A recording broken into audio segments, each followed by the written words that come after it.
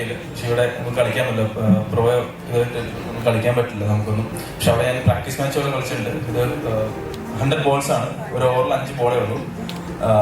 അതേപോലെ ഇതിൽ മെയിൻ കാര്യം എന്ന് പറഞ്ഞാൽ നമ്മൾ നാച്ചുറലായിട്ട് വരുന്നൊരു കാര്യമാണ്. ബാറ്റ്സ്മാൻ ഹിറ്റ് ചെയ്ത് കഴിഞ്ഞാൽ ക്യാച്ച് പോകുന്ന സമയത്ത് നോൺ സ്ട്രൈക്കർ എപ്പോഴും ആ സ്ട്രൈക്കറിൽ ഉണ്ടാവണം. അതാണ് ഏറ്റവും കൺഫ്യൂഷൻ വരുന്നൊരു കാര്യം ഇതിൽ.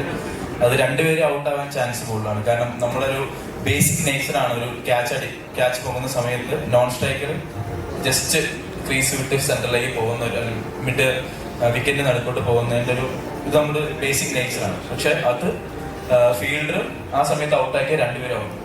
അതാണ് ഇതിലൊരു ബെസ്റ്റ് ഒരു ഗെയിം അവയർനെസ് ഉണ്ടാകുന്ന ഒരു കാര്യം. കാരണം ബോളിംഗ് ടീമിനൊരു അവയർനെസ് ഉണ്ടെങ്കിൽ രണ്ടുപേരെ ഔട്ടാക്കാം, ബാറ്റിംഗ് ടീമിന് ആ നോൺ സ്ട്രൈക്കർ തന്നെ അവിടെ പോയി തിരിച്ചു വന്ന 2 റണ്ണിന് കൊടുക്കാൻ കഴിയും. സോ അത് മാത്രം ഒന്ന് മനസ്സിലാക്കുക. ബാക്കിയെല്ലാം ഇതിൻ്റെതായ കാര്യങ്ങൾ ഒരുപാട് പേര് വരുന്നുണ്ട്.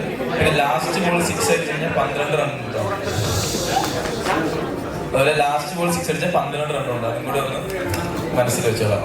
ഓക്കെ, ലാസ്റ്റ് ബോൾ 6 അടിച്ചാൽ 100ാമത്തെ ബോൾ 6 അടിച്ചാൽ 12 റണ്ണാണ്. അതുപോലെ മോളിൽ കളിക്കുന്ന ഒരു ബാറ്റ്സ്മാൻ 50 അടിച്ചാൽ റിട്ടയർഡ് ആവണം. പിന്നെ ലാസ്റ്റ് ഇറങ്ങാൻ പറ്റും. സോ അങ്ങനെ ഒരു സാധനമുണ്ട്. പക്ഷെ ഒരുപാട് നല്ല രസമുള്ള സംഭവമാണ്. നിങ്ങൾ ഒരുപാട് കോംപ്ലിക്കേറ്റഡ് ആക്കേണ്ട, ഞാൻ കളിച്ച കാര്യമാണ്. നമുക്ക് ഭയങ്കരമായിട്ട് എൻജോയ് ചെയ്യാൻ പറ്റും. അതേപോലെ ഓടി നിൽക്കേണ്ടി വരുമല്ലോ ഫീൽഡേഴ്സ് എല്ലാവരും. കാരണം 8 പേരേ ഉള്ളൂ. 3 പേര് ഇവിടെ 3 പേര് ഇവിടെ ഉള്ളൂ. ഓടി നിൽക്കേണ്ട വരും. സുചേട്ടൻ പറഞ്ഞ പോലെ വെയിലത്ത് നന്നായിട്ട് ഓടേണ്ടി വരും. കാരണം നമുക്ക് കവേഴ്സോ അല്ലെങ്കിൽ പോയിന്റ് ഒന്നുമില്ല. 3 പേര് ഇപ്പറേ 3 പേര് ഇപ്പറേ ഉള്ളൂ. അപ്പോൾ ഓടി നിൽക്കേണ്ടി വരും. അപ്പൊ ഒന്ന് മനസ്സിൽ ചെയ്യുക. ഭയങ്കര രസമുള്ള പരിപാടിയാണ്. നല്ലൊരു ഇല്ലെന്ന് തോന്നുന്നു. ഞാൻ കളിച്ചപ്പോൾ ഞാൻ അപ്പൊ അത് മാത്രമേ ഉള്ളൂ. ഭയങ്കര രസമുള്ള സംഭവമാണ്. അപ്പൊ എനിക്ക് ഉറപ്പാണ് നിങ്ങൾ ശരിക്കും എൻജോയ് ചെയ്യും.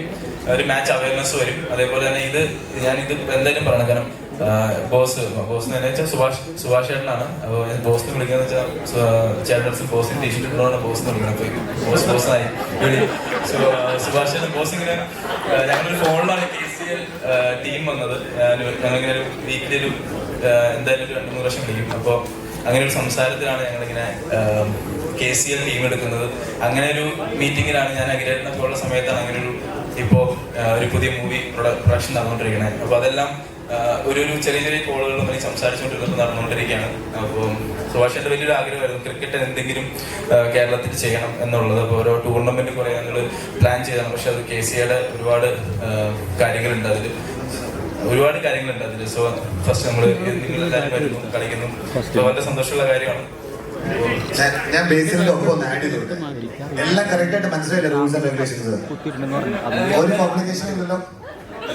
പിന്നെ കേരളത്തിലെ ഞാനിത് ആഡ് ചെയ്തോട്ടെ പ്ലീസ് വിത്ത് യുവർ ഡൊണേഷൻ. ലോകത്തിലെ ഏറ്റവും സപ്പോർട്ടീവ് അസോസിയേഷൻ ആണ് കേരള ക്രിക്കറ്റ് അസോസിയേഷൻ. അപ്പൊ എന്ത് പുതിയ പരിപാടി ഉണ്ടെങ്കിലും അവർ ഫുൾ സപ്പോർട്ട് ചെയ്യും. അപ്പൊ നിങ്ങൾ ധൈര്യമായിട്ട് കളിച്ചോളി. നമ്മളെല്ലാവരും നിങ്ങളുടെ കൂടെയാണ്. സപ്പോർട്ട് ചെയ്യും അങ്ങനെ പറഞ്ഞുള്ളൂ. പക്ഷെ എന്തായാലും കേരള ക്രിക്കറ്റ് അസോസിയേഷൻ എന്തായാലും സപ്പോർട്ട് ചെയ്യും. അതുകൊണ്ടാണ് ഫൈനലെത്തിയത്.